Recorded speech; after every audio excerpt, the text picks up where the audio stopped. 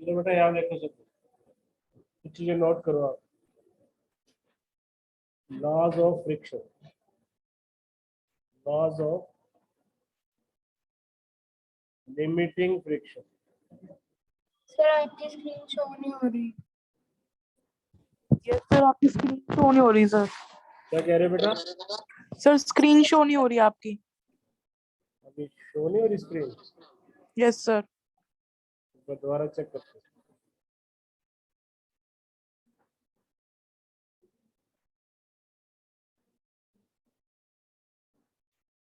अब बताओ बेटा, yes sir.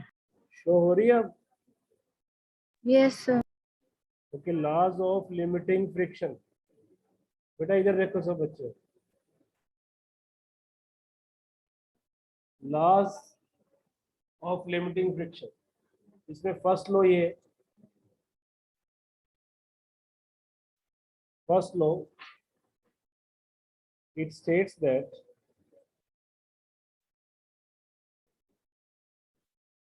states that the limiting frictional force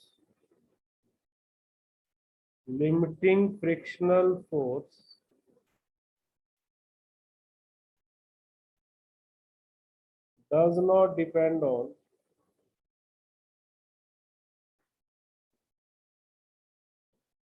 the area of bodies in contact, does not depend on the area of bodies in contact। जो bodies contact में है उनके area पे depend नहीं करते। फॉर एग्जांपल, अगर मेरे पास ये कोई बॉडी है,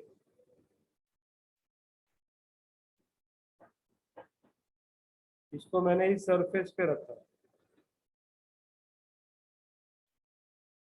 इसको मैं ऐसे भी रख सकता था, इस तरह से। इसी बॉडी को मैंने इस पोजीशन में रख दिया। अब यहां इसका एरिया कितना कांटेक्ट में?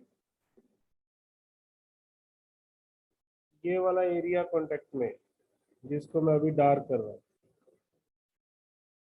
और यहाँ पर इसका कितना एरिया कांटेक्ट में? This one. यहाँ पर एरिया ज्यादा कांटेक्ट में, ज्यादा है ना कांटेक्ट में, बट लिमिटिंग फ्रिक्शनल फोर्स दोनों केसेस में सेम रहेगी, it remains. Limiting frictional force area of contact पे डिपेंड नहीं करती। किस पे डिपेंड करती है? नॉर्मल रिएक्शन पे। कल बताया था मैं। सेकंड लॉ है, सेकंड लॉ लिखो। लिमिटिंग फ्रिक्शनल फोर्स, कल नोट कर लिया सबने? सेकंड में आप इतना लिखो। नो सर, नोट कर लो पहले। फर्स्ट ये है कि लिमिटिंग फ्रिक्शनल फोर्स एरिया पे डिपेंड नहीं करती। और दूसरा ये है, limiting frictional force is directly proportional to the normal reaction. Directly proportional to the normal reaction, वो नॉर्मल रिएक्शन पे डिपेंड करता है। सेकंड लॉ लिख रहा हूं मैं। सेकंड लॉ नहीं नहीं, ऐसे बस नंबरिंग करते, लॉ के नेम्स नहीं। The force of limiting friction is directly proportional to the normal reaction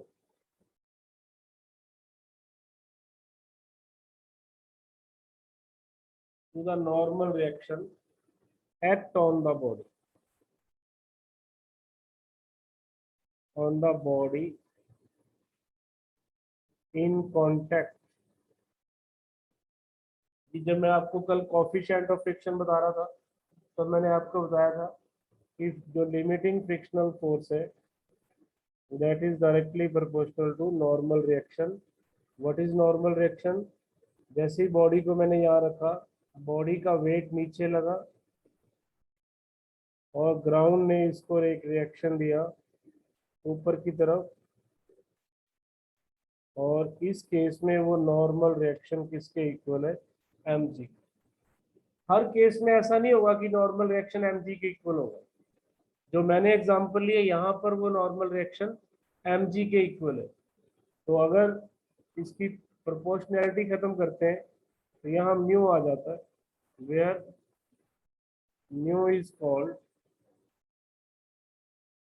coefficient of static friction भी कह सकते हो और लिमिटिंग फ्रिक्शन भी कह सकते हो। म्यू स्टैटिक कर लो ये, क्योंकि लिमिटिंग भी तो स्टैटिक ही एक लिमिट है, इसको आप क्या कर लो, म्यू स्टैटिक। सेकंड लॉ समझ में आ गया? ओके, इसको नोट कर लो। The force of limiting friction is directly proportional to the normal reaction. It is directly proportional to the normal reaction. दिख रहा है क्या बोर्ड आपको सबको? It is directly proportional to the normal reaction, यही है सेकंड। प्रोपोर्शनैलिटी खत्म करते हो तो यहाँ पे क्या आ जाता है? Mu R, mu static R. और मैंने ये कल बताया था कि म्यू स्टैटिक की वैल्यू 1 और 0 के बीच में। यस और नो? लिख लिया सबने यहाँ तक? तीसरा लो,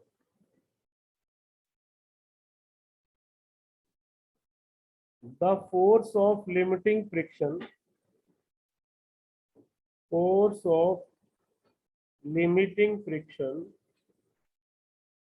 acts along the tangent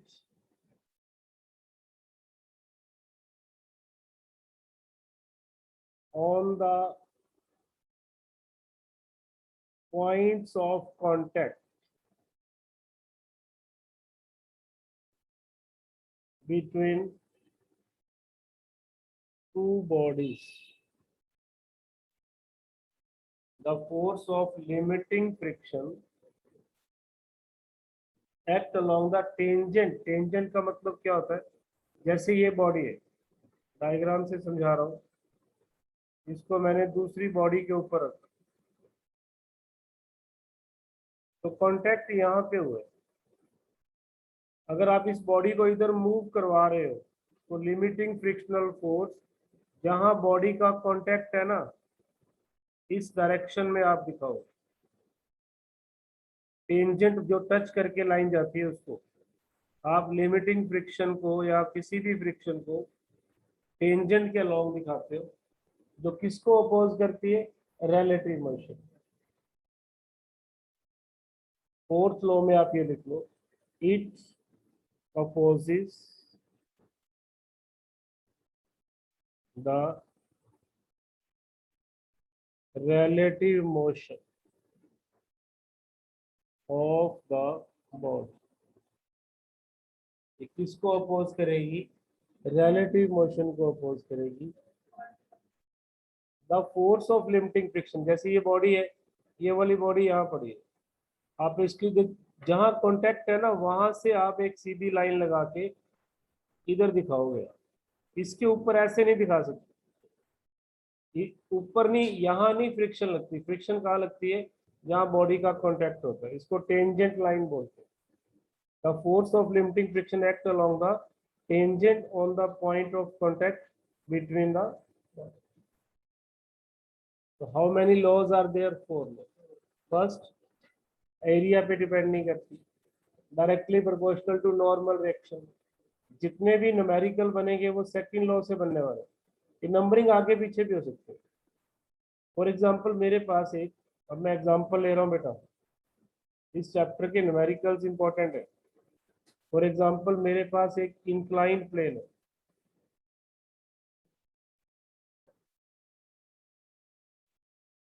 I have inclined plane जिसका एंगल ऑफ इंक्लाइनेशन है 53 डिग्री। मैंने एक बॉडी को यहाँ रखा जिसका मास है मान लो 40 किलोग्राम और coefficient of friction static 0.7, coefficient of friction 0.7। तो सबसे पहले तो आपको ये पता होना चाहिए इस बॉडी के ऊपर ग्रेविटेशनल का कौन सा कंपोनेंट लगता है। हमेशा mg sin थीटा लगेगा क्योंकि mg लगता है नीचे। अगर ये एंगल 53 है तो mg का एक कंपोनेंट इधर आने वाला है, वो कितना होगा? वो होगा mg cos 53 और एक कंपोनेंट इधर आने वाला है जो हमेशा ही mg sin 53 हो। थीटा को मैं 53 लिख लूंगा। अब नॉर्मल रिएक्शन किधर आने वाला है? नॉर्मल रिएक्शन आने वाला है इधर। ये किसको बैलेंस कर रहा है? इसको। यहाँ पर नॉर्मल रिएक्शन किसको बैलेंस कर रहा है? mg cos 53। अब जिसको 53 की वैल्यूज याद ना हो, मैंने बहुत बार याद करवाई है, फिर देख लो। वो इस ट्रायंगल को याद करो 4 3 5। यहाँ से आप निकाल लो cos 53 और यहीं से आप निकाल लो sin 53। उल्टा लिख दिया मैंने। cos 53 3/5। उल्टा तो नहीं बता दिया मैंने आपको? सही है ना? cos 53 3/5। यहाँ पुट करो, m कितना है अपने पास? 40। g कितने? 10 ले लो, इसको 3/5 करो तो ये कट कटा के कितना बनेगा? 240 न्यूटन। 240 न्यूटन। और फ्रिक्शनल लिमिटिंग फ्रिक्शनल फोर्स कितनी बनेगी? 240 इंटू म्यू। म्यू मैंने लिए 0.7। 0.7 से अगर मैं इसको काट दूं तो कितना बनेगा limiting friction? 168। But limiting friction तो वो लिमिट है जो आपके पॉकेट में थी, याद है? अब अगर को ये देखना है कि क्या ये फोर्स लिमिटिंग से ज्यादा है। अगर ज्यादा है तो फिर बॉडी नीचे मूव करेगी, नहीं तो नहीं करेगी। अब mg sin 37 कितना बनेगा? m कितना था? 40। g कितना था? 10। sin 37 कितना होता है? 4/5। ये बना 320। कितना बना? 320। 37 ही, सॉरी 53। वैल्यू सेम ली है मैंने, वही 4/5। ये 320 बना। तो फिर पूरी की पूरी फ्रिक्शनल फोर्स इसको रोकने की कोशिश कर रही है, जो कि इसको नहीं रोक पा रही। नहीं रोक पा रही ना? क्या बॉडी एक्सेलरेट करेगी? कौन एक्सेलरेट करवाएगा? Net force. नेट फोर्स कितनी है? 320 में से 168 को माइनस कर दो, नीचे की तरफ लाने वाली फोर्स कितनी है? 320 में से 168 को माइनस कर दो, कितनी बचेगी? 152। इसको मूव करवा दो तो एक्सेलरेशन क्या आएगी? Net force by mass. इतना मीटर पर सेकंड स्क्वायर से जो भी आएगा बॉडी एक्सेलरेट करेगी। एक बार रिपीट कर देता हूँ, नोट कर लिया सबने कंसेप्ट? इस पूरे क्वेश्चन को दोबारा से समझते हैं।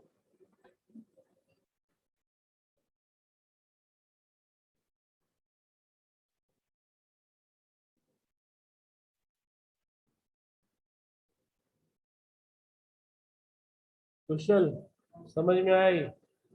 फिर भी देखो सब लोग इस पूरे कंसेप्ट को ना आप कंसेप्ट पॉइंट ऑफ व्यू से समझो। जब कभी भी इंक्लाइंड प्लेन आएगा, और इस चैप्टर में बहुत बार आएगा, ऑलमोस्ट आएगा ही आएगा, आप ये समझो। ये एंगल है थीटा, सुनो इधर, यहां पर मैंने एक बॉडी को रखा जिसका वेट लगता है नीचे। यहां से 90 डिग्री पे एक लाइन लगाओ सरफेस के साथ, ये एंगल थीटा है तो ये एंगल भी थीटा ही होता है।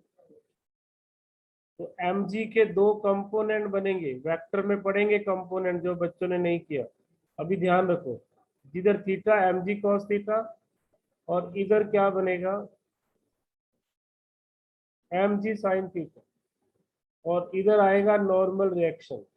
नॉर्मल रिएक्शन इस केस में बनेगा mg cos थीटा, और फ्रिक्शनल फोर्स की जो लिमिट है, लिमिटिंग फ्रिक्शनल फोर्स, वो हमेशा ही क्या बनेगी, म्यू mg cos थीटा। अब देखना ये है कि क्या mg sin थीटा अगर तो लिमिटिंग फ्रिक्शनल फोर्स से कम होगा, फिर तो बॉडी मूव ही नहीं करेगी। मतलब अगर mg sin theta less than mu mg cos theta होगी, इवन इक्वल भी होगी, तो बॉडी मूव नहीं करेगी, एक्सेलरेशन जीरो होगी। बट अगर mg sin थीटा ग्रेटर होगा म्यू mg cos थीटा से, इधर लगेगा फिर म्यू mg cos थीटा, अगर ये ग्रेटर होगा तो बॉडी इधर मूव करेगी। कितनी नेट फोर्स लगेगी बताओ?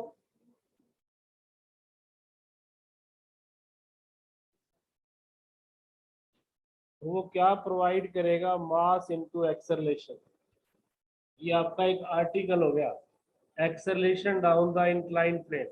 करवाता हूँ मैं इसको, लेकिन इसको एज ए न्यूमेरिकल समझ लो अभी। तो यहाँ से एक्सेलरेशन कितना आएगा, sine theta minus mu cos theta into g. Inclined plane पे एक्सेलरेशन क्या रहेगी, sine theta minus mu cos theta into, height पे हो जाता हूँ देख लो आराम से, mg sin theta minus mu mg cos theta m में, और एक्सेलरेशन क्या बनेगी फिर, sin theta minus mu cos theta into.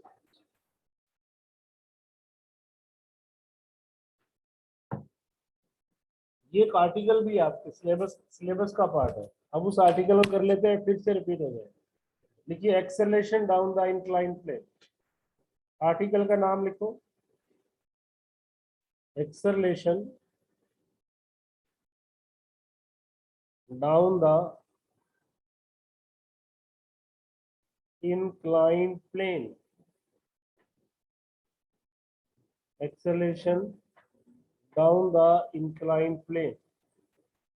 अब ये सिलेबस के अंदर है ये आर्टिकल, एक्चुअल में अब आपका ये हो चुका है, बट इसको दोबारा से कर रहे हैं। कैसे करना है एग्जाम में, अगर सब्जेक्टिव पेपर होगा तो कैसे करेंगे, फिर तो सब कुछ लेट करना होता है। ऑब्जेक्टिव में तो फिर आपको लास्ट फॉर्मूला याद करना। तो मैं सब्जेक्टिव पॉइंट ऑफ व्यू से करवा रहा हूँ। Let us take a body, लिखते जाओ, let us take body of mass m,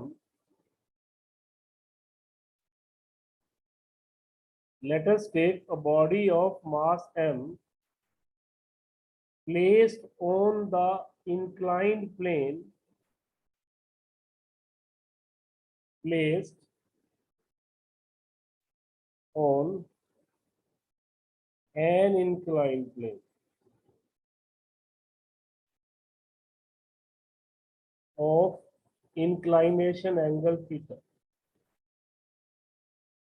inclination angle theta. Diagram आपने बनाई, इंक्लाइनेशन एंगल थीटा। इसका जो वेट है mg, इसके दो कंपोनेंट बनेंगे। ये डायग्राम में आप दिखा दो पहले। एक तो कंपोनेंट क्या बनेगा, mg cos थीटा, और एक कंपोनेंट बनेगा mg sin थीटा। एक कंपोनेंट क्या बनेगा, mg sin थीटा।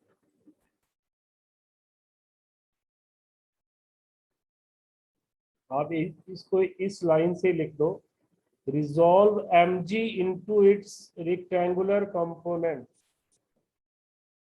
रिजॉल्व बोलते हैं जब आप बनाते हो ना, resolve mg into its rectangular components as shown in diagram या figure, जो भी आप लिखना। Resolve mg into its rectangular components, कौन कौन से, number 1 mg sin theta which act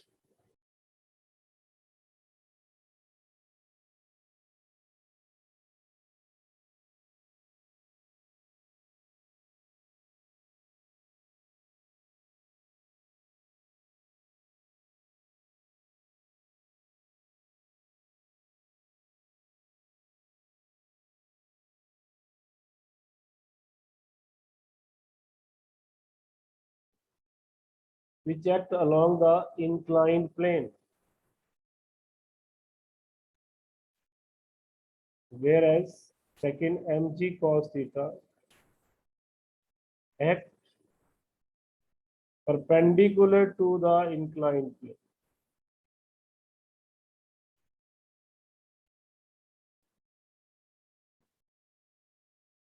Let R be the normal reaction, let R be the normal reaction, R be the normal reaction। तो यहाँ पर R किसके इक्वल हो जाएगा, अगली लाइन में लिखना, R होगा mg cos थीटा के। R क्या होगा, mg cos थीटा के। और limiting frictional force, limiting frictional force FL equal to mu R होता है from equation 1 and 2, from equation 1 and 2। क्या रिलेशन बनेगा बताओ, FL की वैल्यू, लिमिटिंग फ्रिक्शन है ये, from equation 1 and 2 what I get, limiting friction is equal to mu mg cos theta। और वो किधर लगने वाली है, लॉज के अकॉर्डिंग वो फोर्स किधर लगने वाली है।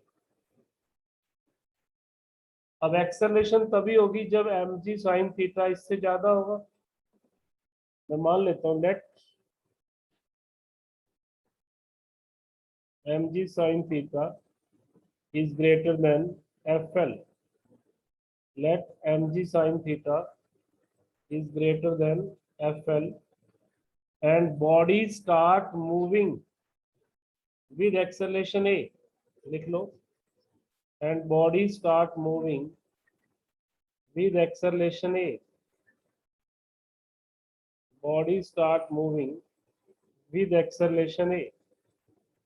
मान लो बॉडी ए एक्सेलरेशन से नीचे आ रही है, तो फिर नेट फोर्स कितनी लगेगी, net force is equal to होगा mg sin theta minus F limiting, और एफ लिमिटिंग की वैल्यू पुट करेंगे तो क्या बनेगा, mg sin theta minus mu M G cos theta,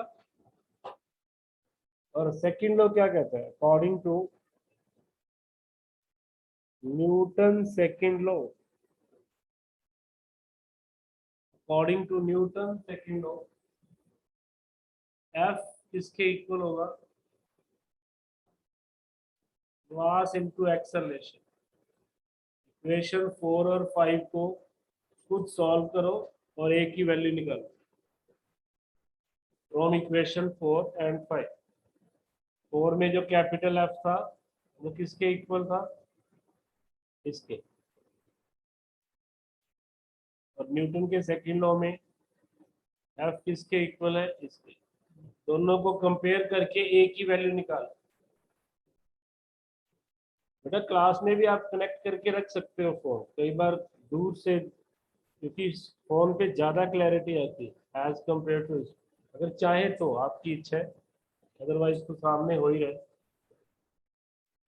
आज बोर्ड पे इसलिए नहीं करवा रहा, मन नहीं था, कल करवाऊंगा। तो मेरे पास एक्सेलेरेशन क्या आ गई सॉल्व करने के बाद, acceleration becomes mg sine theta. याद रखना ये फॉर्मूला, क्योंकि आपके अब सब्जेक्टिव पेपर नहीं होना शायद, बाकी डिपेंड करता है स्कूल के ऊपर। जो बच्चे टर्म्स के एग्जाम दे रहे हैं स्कूल में, जो प्रॉक्सी पे उनके तो होने ही नहीं है, तो वो ये कंपटीशन पॉइंट ऑफ व्यू से याद रखो, इंक्लाइन प्लेन पर एक्सेलरेशन क्या होगी, this is answer. Incline plane पर एक्सेलरेशन ये होगी sine theta minus mu cos theta bracket बंद इनटू जी। समझ में आ गया। अब ये आर्टिकल करके आपको न्यूमेरिकल करने आसान हो जाएगा, इजी हो जाएगा न्यूमेरिकल करना। करेंगे एक न्यूमेरिकल, करो। ये एक इंक्लाइन प्लेन है, आप चाहे तो डायरेक्ट फॉर्मूला लगा सकते हो, बट अभी प्रैक्टिस सेशन में ना कोशिश किया करो कंपोनेंट बना के आर निकालो, प्रॉपर वे से किया करो, तो उससे फायदा होगा आपको आगे। 37 डिग्री का इंक्लाइन प्लेन है, बॉडी ऑफ मास 10 किलोग्राम, हाँ G10, mu is taken 0.5, G is taken 10, find the acceleration if there is, ये भी पहले चेक करना है, हो सकता है बॉडी एक्सेलेरेट कर ही ना रही है, उसके लिए आपको किस चीज से कंपेयर करना है, अपने mg साइन थीटा को कंपेयर करना है म्यू mg कॉस थीटा से। अगर ये इससे कम होगा तो फिर कुछ निकालने की जरूरत नहीं, या सीधे फॉर्मूले पुट कर लो, अगर नेगेटिव आ रहा है इसका मतलब एक्सेलरेशन हुई नहीं, एक्सेलेरेट कर रहा है। कुछ बच्चे क्लास में 2 मीटर पर सेकंड बोल रहे हैं, क्या चेक करो ये सही है क्या आंसर। 37 के लिए जिन बच्चों ने ट्रायंगल नहीं याद किया हुआ, वो जो 3 4 उल्टे हो जाते हैं, बस यहां से निकालो 37, साइन 37 होगा 3/5, अब उल्टा हो जाएगा, कॉस 37 क्या होगा 4/5। दो ट्रायंगल आपने ध्यान रखने होते, करो इसको जल्दी से करो, अपने आंसर डालो। वंशिका क्लास में हो या कनेक्टेड हो, Yes, sir. कनेक्टेड हो, Connected. ईशा भी कनेक्टेड है, रिया, रिया क्लास में हो ना। 2 meter per second, Sir, 2 meter per second. Answer is 2 meter per second, क्योंकि mg साइन 37 कितना बनता है 100 साइन 37 3/5, सॉल्व करने पे 60 बनता है, mg साइन 37 60 बनता है, और म्यू एम जी कॉस 37 कितना बनता है? म्यू मैंने आपको दिया 1/2, 10 इंटू 10, 4/5, 5 से इसको कट कर दिया, इसको भी कट कर दिया, तो ये कितना आ रहा है? 40 आ रहा है। यहाँ दिखानी है 40 टेंजेंट के अलावा। 60 और 40 का डिफरेंस कितना होगा? 20। 10 इंटू ए, बिल्कुल सही आंसर है, शाबाश। आंसर इज 2 मीटर पर सेकेंड। स्नेहा समझ में आ गया आपको बेटा? इधर एंजल बॉयज में, उधर आप 2 दिन बाद आए हो बेटा। फ्रिक्शन के ना लेक्चर पिछले चेक करना एक बार जाकर, तब समझ में आएगा। अब तो आ ही रहे हो कंटिन्यूसली। उधर कौन है लास्ट में? हाँ जी बेटा, एक हेडिंग बनाओ। टाइम कितना हो? बहुत पड़ा है। Angle of repose. What is angle of repose?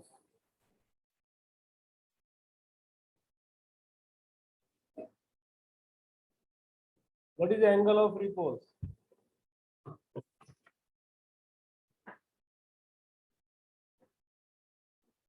देखिए, जो बच्चे क्लास में, उनको मैं एक बार डेमोस्ट्रेट करके दिखा रहा हूँ, और जो कनेक्टेड है मैं फिर शीट पे समझाऊंगा उनको। लेकिन मैं बोल रहा हूँ, साथ साथ आप एनालाइज करना। आपको एंगल ऑफ रिपोज दिखाते हैं तो क्या होता है। जब मैं इसका वीडियो ऑन करूँ क्या, उससे हो जाएगा? स्टॉप करके ना sharing.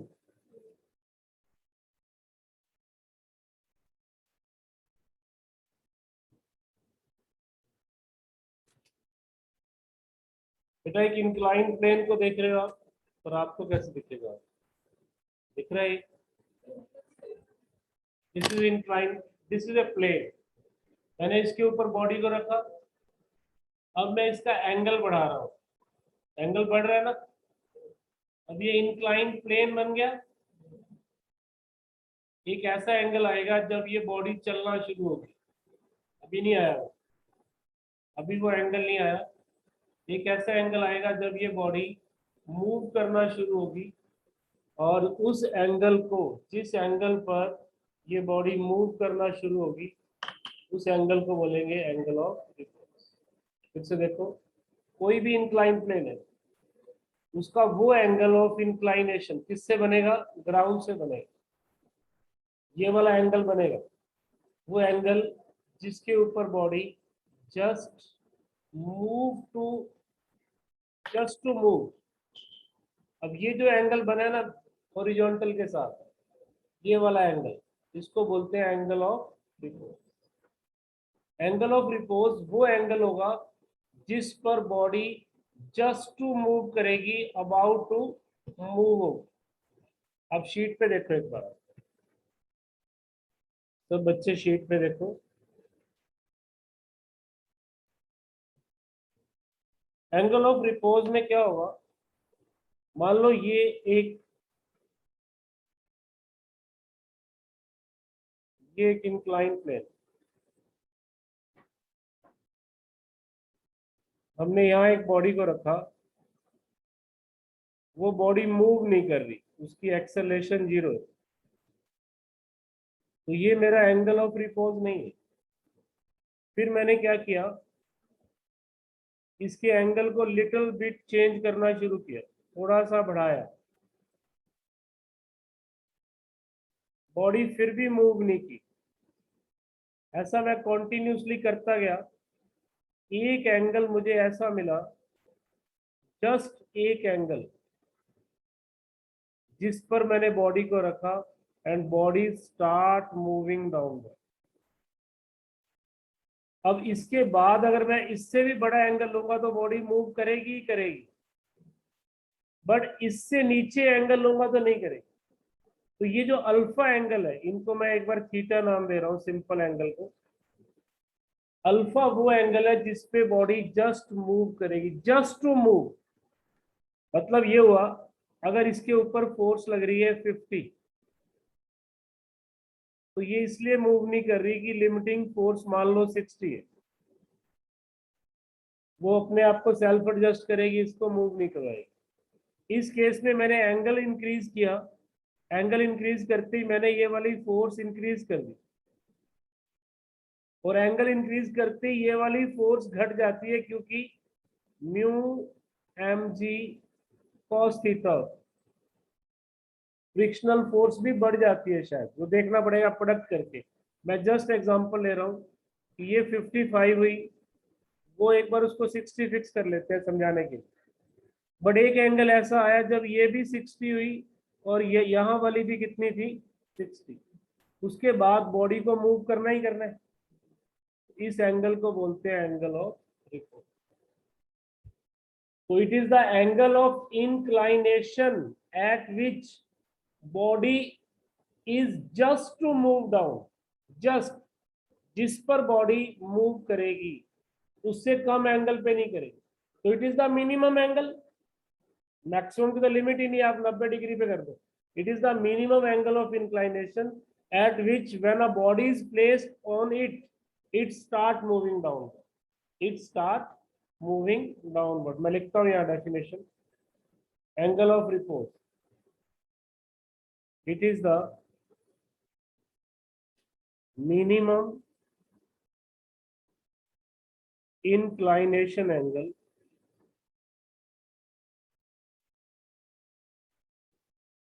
at which when a body is placed on the inclined plane, then it just start to move down. It is the minimum inclination angle at which when body is placed on the inclined plane, then it just start to move down, just start. It is denoted by theta, इसको हम theta से denote करें। It is theta नहीं, alpha ले, क्या नहीं, एक definite एक कंसेप्ट है, कभी यूज होगा तो बताएंगे। Denoted by alpha. तो अभी जो आपने आर्टिकल किया ये तभी पॉसिबल होगा ना जब M G sine alpha should be equal to mu M G cos alpha, तभी बॉडी मूव करेगी। मान लो ये मेरे पास एंगल ऑफ रिपोज है और यहाँ पर कोई बॉडी है, इसके ऊपर नीचे की तरफ लगता है एम जी साइन अल्फा, और फ्रिक्शनल फोर्स आपको पता है कितनी लगती है, mu M G cos alpha. Just तभी मूव करेगा जब दोनों इक्वल होंगी, उससे नीचे एंगल पे मूव नहीं करेगा। तो एम जी से एम जी कट गया, मेरे पास रिलेशन आ गया tangent alpha is equal to coefficient of friction. What is mu here? Mu is coefficient of friction, so alpha is equal to tangent inverse mu. Alpha is equal to tangent inverse mu.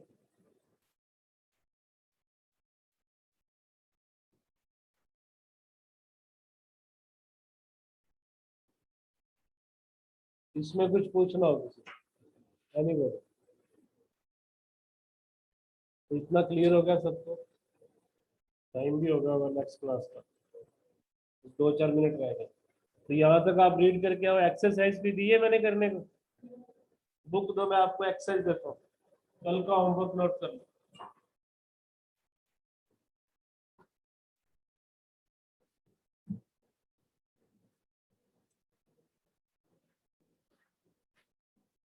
वो का है friend नहीं आ रही, और एक और भी है, पता करना कनेक्ट नहीं है।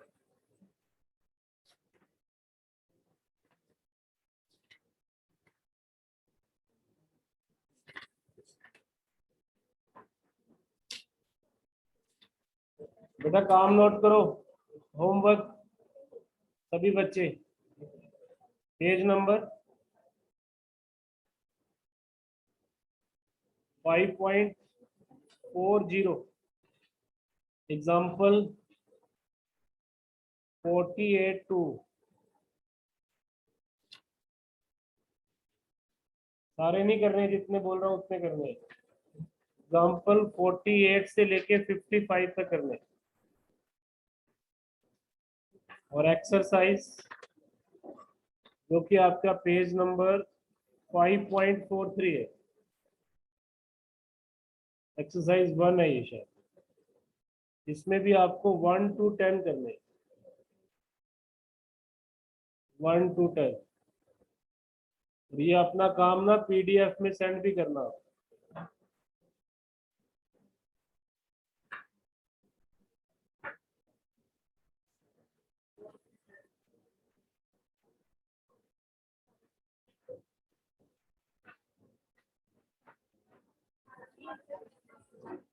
करते हैं डिस्कस।